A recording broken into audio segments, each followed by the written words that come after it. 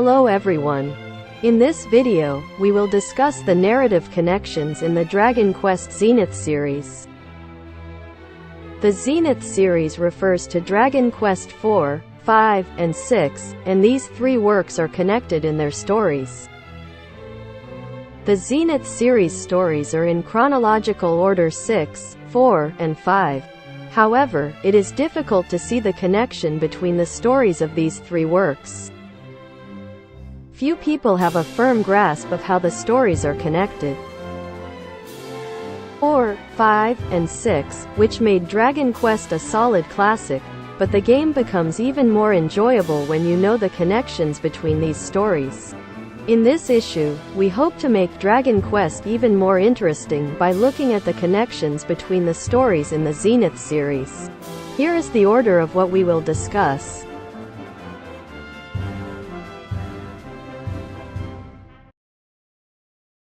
As mentioned earlier, if the stories are arranged in episodic order, they are 6, 4, 5. We will first look back at the stories in this order. Dragon Quest VI begins with the protagonists challenging the Demon King Mudo to battle, but losing. However, when the protagonist wakes up, he finds himself in his peaceful Weaver's Peak home. He is puzzled by how vivid the dream is, but goes to a nearby town to prepare for a village festival. There he accidentally learns the truth about this world. The truth of this world: the world he is in is a dream world, and in the real world he has amnesia after being defeated by the Demon King. The dream of being defeated by the Demon King was the reality and the peaceful world was the dream. During his adventures, he discovers that the world, which was originally one, has been divided by someone into two worlds, the real world and the dream world. While moving back and forth between the two worlds, we gradually learn the truth, and then we overcome the Demon King Mudo. However, Mudo was one of the servants of the great Demon King Mortimer, and Mortimer was the one who had divided the world in two. Mortimer is in the third world, neither the real world nor the dream world, and cannot be defeated. But the only way to get to the world where Mortimer lurks can be found. It was to ride Peggy Sue, the Pegasus, into that world. However, Peggy Sue's power is sealed, and to break the seal, you must go to the Cloud's Gate Citadel in the sky. To defeat Durin, who has taken over the Cloud's Gate Citadel, he will recover legendary armors and armor scattered around the world. After defeating Durin and liberating the Cloud's Gate Citadel, Peggy Sue regains her power and rides into the world where the great demon lord Mortimer is located and successfully defeats Mortimer. The two worlds will return to one and peace will return to the world. The story of Dragon Quest VI is considered a major influence on the later Final Fantasy X. In both works, the real world and the dream world appear, and there is a farewell to the inhabitants of the dream world.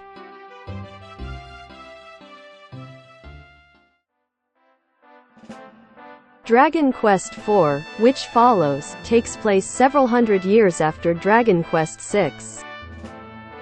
This was the first Dragon Quest title to allow selection of the gender of the main character. Dragon Quest IV is an omnibus story with multiple protagonists. It is believed to have been a major influence on the later Final Fantasy VI. Multiple children go missing and Ragnar's story of taking down the culprits. The story of Elena and her team's defeat of a demon that demands the sacrifice of a young girl. Tornico's story of preventing war. The story of Maya and Mina, sisters who seek to avenge their father's death. The story of the protagonist, who has a human father and a celestial human mother. The characters in each chapter gather with the main character as if guided by fate. They begin their quest to defeat Sorrow, the king of the demon tribe that seeks to destroy humans. Each chapter tells the story of an incident that happened close to the protagonists. It is revealed later in the story that each of those incidents had something to do with the battle for the end of the world.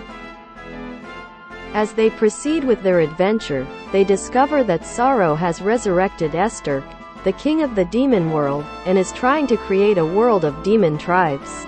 Esterk was a demon who came out of the demon world to destroy the earth long ago.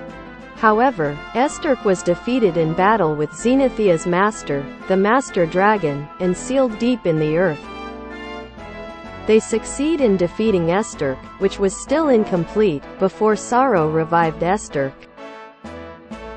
Sorrow loses the life of his lover Rosa at the hands of humans. Sorrow becomes a vengeance demon and performs a forbidden technique on himself, gaining great power, but he loses his ego and becomes a monster who only destroys.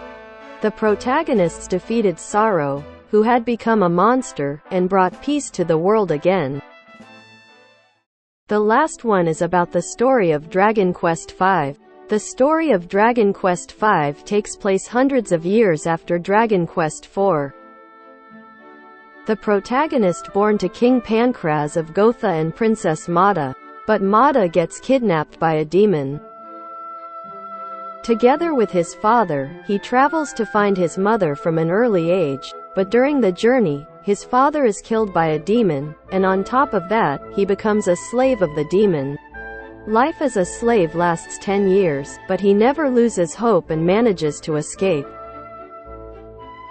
Inheriting his father's long-held dream of finding the legendary hero of Zenith and also finding his mother, he will travel the world. During his adventures, he is reunited by fate with his childhood friend Bianca and marries her. Later, twins, a boy and a girl, are born. And his own son was the legendary Zenith hero he was looking for. Bianca was the ancestor of the Zenith people, and her son was endowed with the power of Zenith. He rides into the demon world where his mother is trapped, with the help of the Master Dragon and his son. He is reunited with his mother in the world of demons, but she is soon killed by the Demon King Nimzo. But he does not give in to his grief and goes on to challenge the Demon King Nimzo to battle, and finally defeat Nimzo. The world is at peace again. But then it turns out that there are demons more powerful than Nimzo. Waiting for us at the deepest level of a huge cave in the world of demons was the Estark that once shook the world. Estark was a monster that even Nimzo feared. Estark has no recollection of when it appeared in Dragon Quest IV, but its strength is overwhelming, clearly more powerful than it was hundreds of years ago.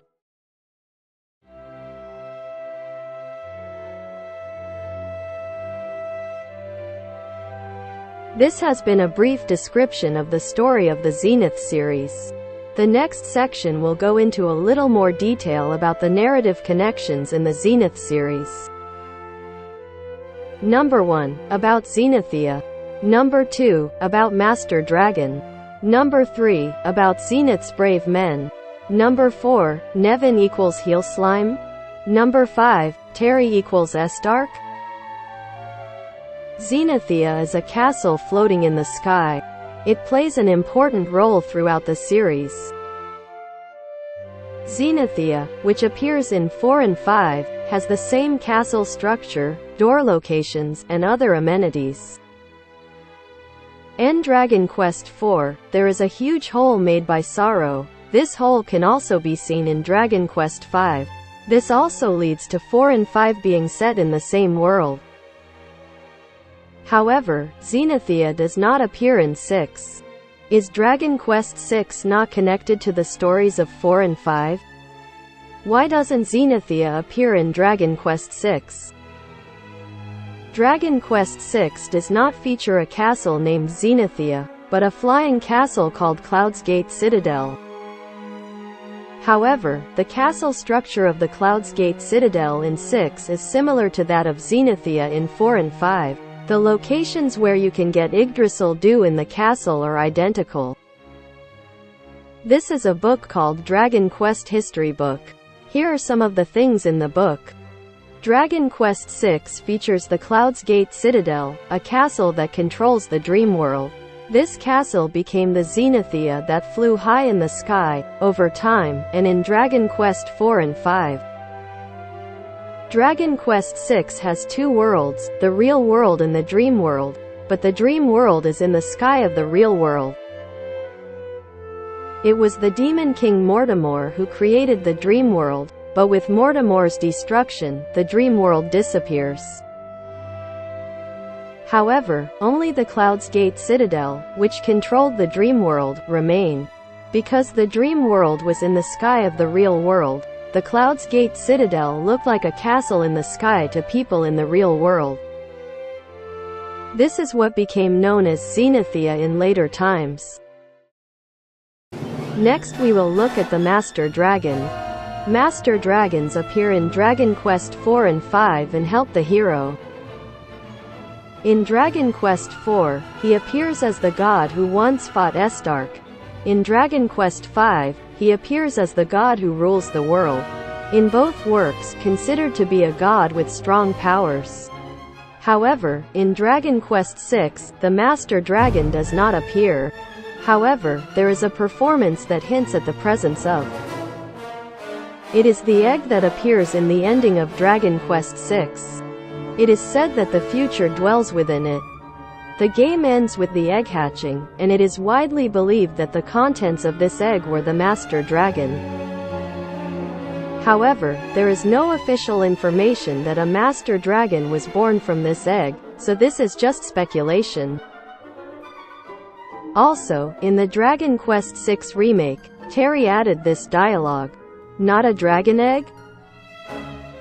Later placed in a castle called Zenithia, the contents are the future, Terry's lines, and considering it all together, we can surmise that this was a Master Dragon egg.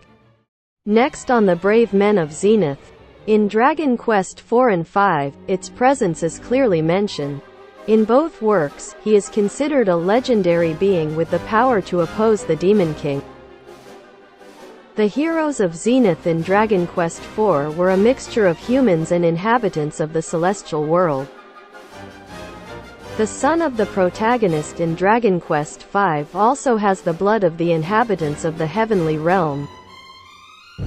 Dragon Quest IV and V feature the legendary Zenithian series of swords and armor.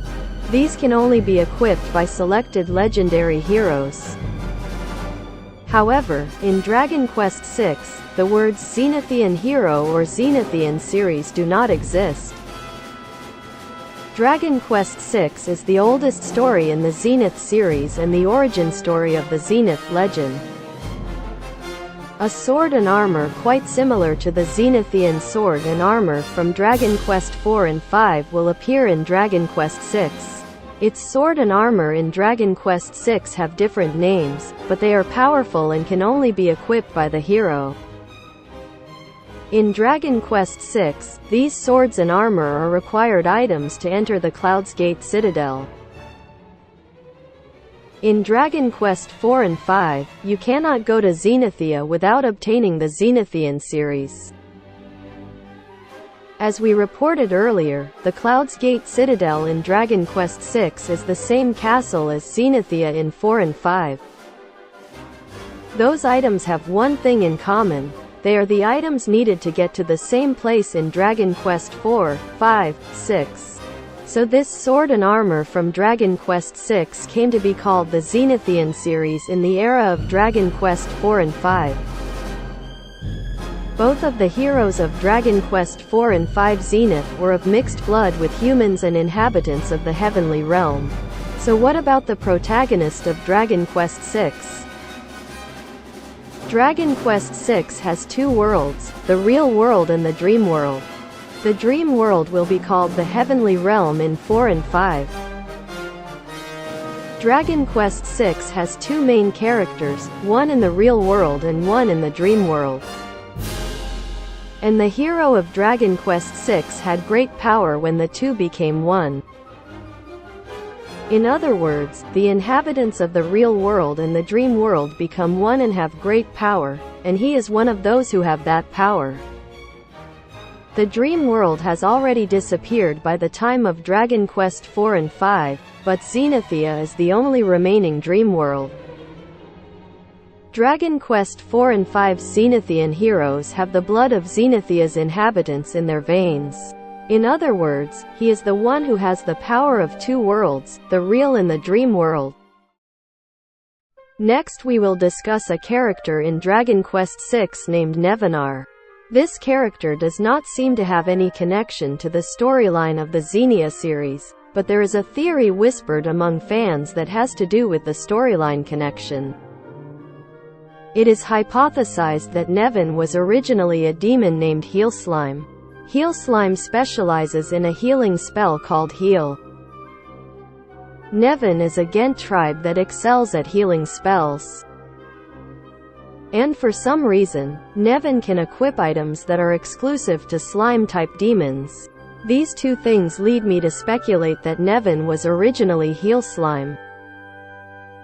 If this speculation is correct, it relates to the narrative connection between Dragon Quest IV and VI. Dragon Quest IV has a Heal Slime named Healy.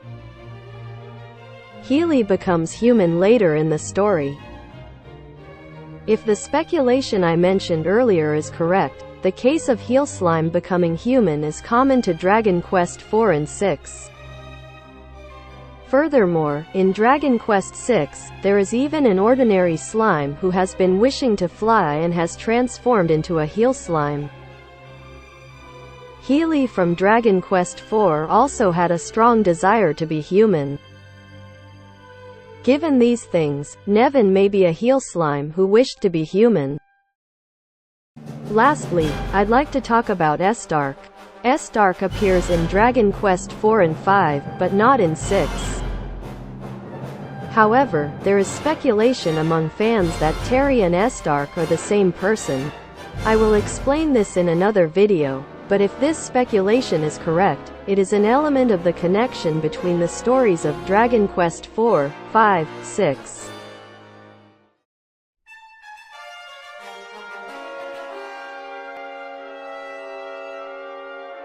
Dragon Quest VI Remake will feature an additional village called Reaper's Peak. Reaper's Peak has the same scenery as Lifecod, the protagonist's hometown. The villagers all converse with each other as if they were familiar friends. The main character has no sister at home with him and a woman he doesn't know. She asks questions like this: "Which dream would you like to dream about?" There are 3 dreams to choose from: the near future, the far future, and monsters today. The near future will change the villagers into Dragon Quest IV characters. Selecting the far future will change the villagers into Dragon Quest V characters. In other words, the near future from the era of Dragon Quest VI is the era of Dragon Quest IV, and the far future from the era of Dragon Quest VI is the era of Dragon Quest V.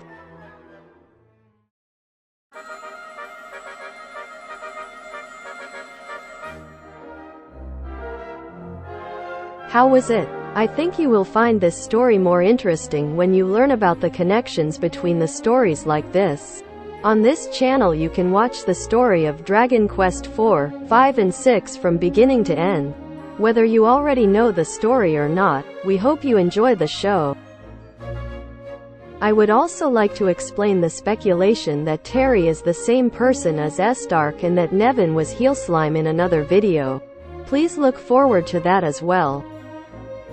That's all for this video. Thank you for watching.